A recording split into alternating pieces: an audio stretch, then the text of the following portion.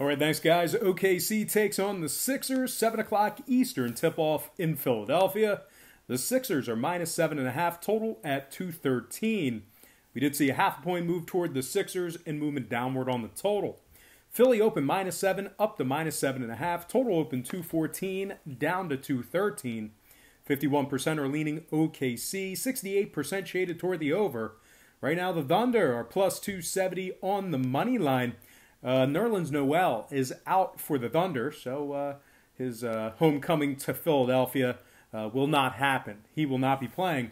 But OKC, pretty hot right now. Winners of their last 5 straight. They're also 9-1 straight up in their last 10. They've improved their record over that stretch to 20-15 overall for the year. They're also 12-5 against the spread when traveling, one of the better road covering teams in the association.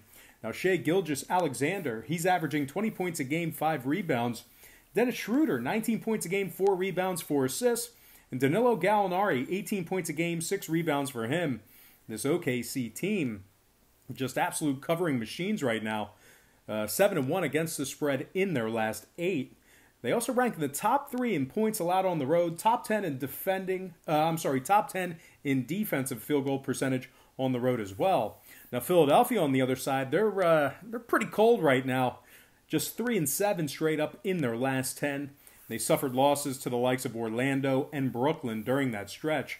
They rank in the bottom 10 in free throw percentage, and they're 17th in scoring. A couple more things to add about Philadelphia. As good as they've been at home this year, they're not so great covering the number. They're just 9-9 against the spread on their home court, and they failed to cover the point spread in 3 out of their last 4 games. Now, total-wise, 3 out of Philly's last 4 did stay under the total. Meanwhile, OKC's 5-1 of the under in their last 6. They're also 11-6 of the under on the road. I'm going to go ahead and lean toward the road dog in this one. I'm also going to purchase the half a point, buy it up, and lean OKC plus 8 and the under 213 in that game. Now, before we go ahead and move on, just want to take a quick timeout and welcome you to the show. Got some lines of personal leans out for Monday's NBA action. But before we get into some more of that, I just want to quickly remind you to check me out on my website at patreon.com/rockpage, where we do premium sports picks on that website, beginning at just $1.99 per month. Link for that site is in the description section below. Once again, that is patreon.com/rockpage. All right, let's go ahead and dive into some more free lines of personal leans right here on YouTube. All starts Eastern Standard Time. And on deck, we've got the Pacers taking on the Hornets. And that's going to be a 7 o'clock tip-off in the Queen City. The Pacers are the 5-point favorite on the road, total at 208.5. We saw a half a point fade of Indiana and movement downward on the total. The Pacers open 5.5 down to minus 5. Total open 209.5 down to 208 and a hook. 51% are leaning Indiana, 70% shaded toward the over, and right now Charlotte is plus 180 on the money line. Now Charlotte's just 3-7 straight up in their last 10. They only covered 40% of their games in those 10 as well. They rank in the bottom 3 in scoring, bottom 5 in offensive rebounding, really struggling on the offensive side of things is this Hornet squad. They're also not that great at home this year. They played 18 games on their home court. They've won just 7 of them. 7-11 straight up at home. They've suffered losses to the likes of Memphis and Cleveland within their last 10 games. They rank in the bottom 5 in defending, in defensive field goal percentage, and they're averaging just 104 points per contest. Now the Pacers on the other side, a little bit different story. They rank in the top 10 in field goal percentage, top 5 in shooting the 3-ball. They have outright victories over the likes of Philadelphia, Toronto, and the Lakers within their last 10, really stepping up against this top-tier competition. TJ Warren's averaging 18 points a game, 4 rebounds. Domantas Sabonis, 18 points a game, 13 boards, and 4 assists. And Jeremy Lamb, 14 points a game, 5 rebounds for him. This Indiana squad ranks in the top 10 in points allowed, top 10 in defensive rebounds on the road. Getting the job done on both ends of the court is this Pacers squad. Now, T.J. McConnell was listed as questionable for the Pacers. Malcolm Brogdon is out, but I don't think that should overly affect this Indiana squad. They should be able to get the job done on the road. Now, total-wise, Indy's 10-7 to the under on the road. Charlotte 11-7 in the under at home. I'm going to lean Pacers -5 and the under 208.5 in that game. Next matchup, Brooklyn taking on the Magic, 7 o'clock Orlando. The Magic are 5.5, total at 212. We saw a 1-point move toward Orlando and movement downward on the total. The Magic opened 4.5 up to -5.5. Total opened 212.5 down to 212 even. 51% leaning toward Brooklyn, 63% on the over. Right now the Nets are plus $1.85 on the money line. They also rank in the top 3 in offensive rebounding. Brooklyn's in the top 3 in defensive field goal percentage as well. Spencer Dinwiddie's averaging 23 points a game, 6 assists. Joe Harris, 15 points a game, 4 rebounds. This Brooklyn squad is averaging 111 points per contest on the road. They're also in the top 3 in offensive rebounding on the road and top 5 in defensive field goal percentage on the road as well. Brooklyn pretty good in several different trends on both ends of the court.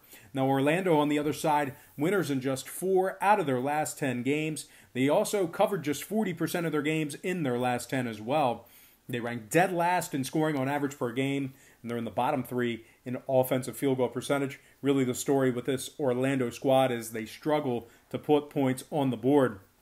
They have outright losses to the likes of Atlanta and Portland as of late. They're also really struggling to cover the point spread on their home court. They're just 7-12 against the spread in their 19 home games. They also rank dead last in home scoring on average per game, bottom 5 in home offensive field goal percentage, and they're averaging just 101 points per contest on their home court.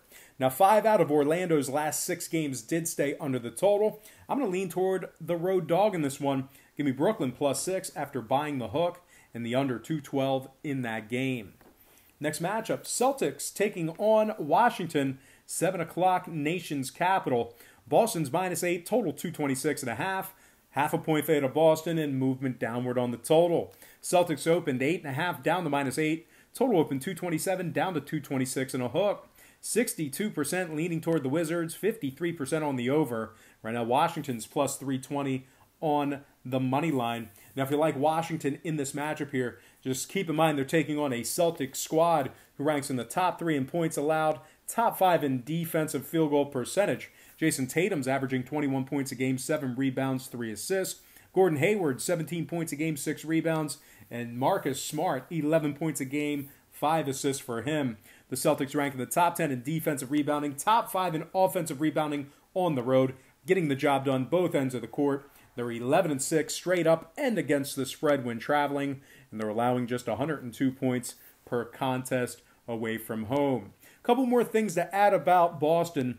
Out of their last 9 games, they have been victorious in 8 of them. That's 8-1 straight up in their last 9. They also went 6-3 against the spread in those 9 games. They suffered outright defeats to the likes of Portland, Orlando, the New York Knicks, and Detroit. And they're also ranking in the bottom 3 in offensive rebounding, bottom 3 in points allowed. Now, when it comes to Washington playing in front of their home crowd, they played 16 home games, and they've won just 6 of them. They're giving up 120 points per contest on average on their home court. 7 out of their last 9 did get over the total. They're 22-13 to the over on the year. Now, keep in mind, they have a slew of guys that are injured. Bertans, Bryant, Wagner, Hachimura, they're all out for tonight's action. And Bradley Beal is listed as questionable as well. Now, Boston on the other side, they are 4-3 to the over in their last 7 themselves. So I'm going to lean toward the road chalk in this one. Give me Boston -8 and the over 226.5 in that contest. Next game, Nuggets taking on the Hawks, 7:30 Atlanta.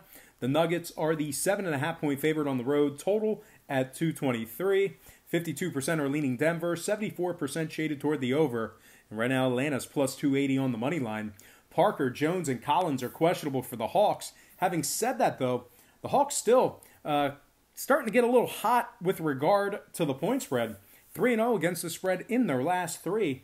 9-7 against the spread at home this year. They rank in the top 10 in defending the 3-ball at home. Trae Young's averaging 29 points a game, 8 assists. John Collins, 18 points a game, 10 rebounds, and 2 blocks. Of course, Jabari Parker, 15 points a game, 6 rebounds for him. Atlanta has outright victories against the likes of Indiana and Orlando. They also have successful point spread covers over the likes of Indiana, Boston, Orlando, Utah, and the Lakers within their last 10 games. Now, Denver, on the other side, they're struggling to cover the point spread. And as a matter of fact, they failed to cover the number in 8 out of their last 10 games. They failed to cover against the likes of Washington, Sacramento, Memphis, New Orleans, Phoenix, Minnesota, and Orlando. They also rank in the bottom 10 in offensive rebounding on the road. Millsap and Murray are listed as questionable for tonight's action for the Nuggets. Now, Denver is 5-0 to the over in their last 5, 80% to the over in their last 10. I'm going to lean toward the home dog in this one. Give me Atlanta plus 8 after buying the half a point, and the over 223 in that contest. Next game.